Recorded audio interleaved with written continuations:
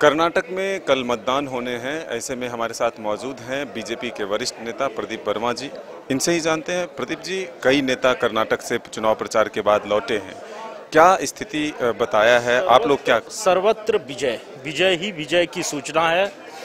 आदरणीय प्रधानमंत्री जी के नेतृत्व में भारतीय जनता पार्टी के कार्यकर्ताओं ने जिस तरह से इस चुनाव में विपक्ष के दुष्प्रचार का सामना किया है, जनता कन्विंस्ड है। जनता एकदम पूर्ण रूप से जनता को विश्वास है कि सिर्फ और सिर्फ नरेंद्र मोदी जी के नेतृत्व में केंद्र सरकार और राज्य में भारतीय जनता पार्टी की सरकार के डबल इंजन की सरकार ही राज्य का भला कर सकती है। कल भारी मतों से लोग भारतीय जनता पार्टी के प्रति अपना समर्थन व्यक्त करने वाले हैं और ये चुनाव भारतीय जनता पार्टी बहुत बड़े अंतर से जीतने वाली है।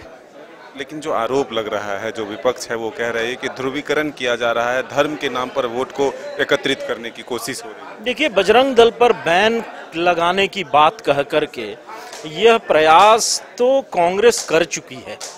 कांग्रेस ने एक जाति विशेष, धर्म विशेष, संप्रदाय विशेष के लोगों के वोट को पोलराइज करने की दृष्टि से बजरंग दल पर बैन लगाने की बात कही थी। वो बजरंग दल जो बजरंगबली से प्रेरणा लेकर के समाज के हमेशा अग्रिम पंक्ति में खड़ा होकर के संकट मोचन की भूमिका निभाने वाला एक संगठन है, उस संगठन पर बैन लगाने की बात करके ये तुष्टीकरण की पराकाष्ठा की है कांग्रेस ने। कांग्रेस जो उसके मन में है वही बात उसके ओठों पे आ रही है। लेकिन आपको लगता है कि विकास के मुद्दे को छोड़कर धार्मिक भावनाओं पर अब जो है चुनाव प्रचार केंद्रित हो गया?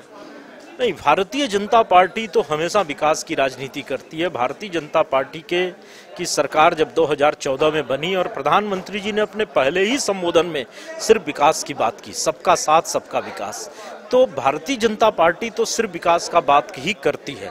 आज पूरे देश में आप देखिए जिस तरीके से विकास हो रहा है, जिस तरीके से आधारभूत संरचनाएं विकसित हो रही हैं, जिस तरह से सड़क बनाए जा रहे हैं, ये पहले कभी किसी ने देखा नहीं था। जिस रफ्तार से देश आगे बढ़ रहा है, जिस रफ्तार से मेक इन इंडिया के तहत भारत में मैन्युफैक्चरिंग इंडस्ट्री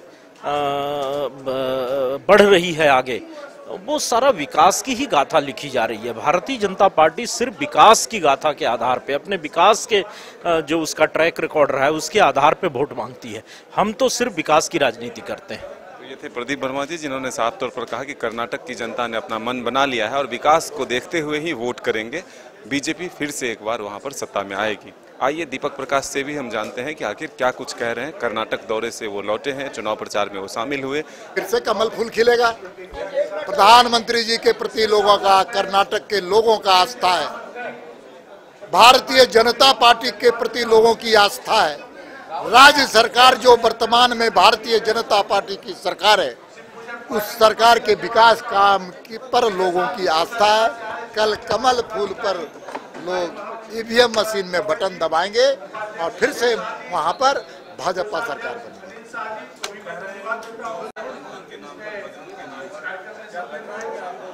भाई, भारत में रहते हैं तो राम को हम सब आस्था, मर्यादा पुरुषोत्तम राम को आस्था का केंद्र बिंदु मानते हैं और बजरंगबली को हम स्मरण करके एक नई ऊर्जा के साथ समाज, देश के लिए हम सब लोग काम करते हैं।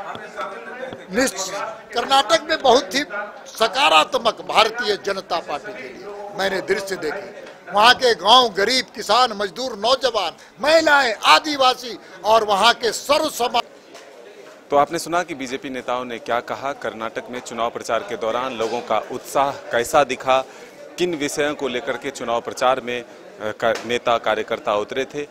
सीधे तौर पर बीजेपी के कार्यकर्ताओं का कहना है कि फिर से एक बार कर्नाटक में कमल खिलेगा, क्योंकि विकास को देखते हुए लोग फिर से एक बार कमल पर बटन अपना दबाएंगे। अपने सहयोगी विकास के साथ मदन सिंह, न्यूज़ बाइस्कोप, रांची।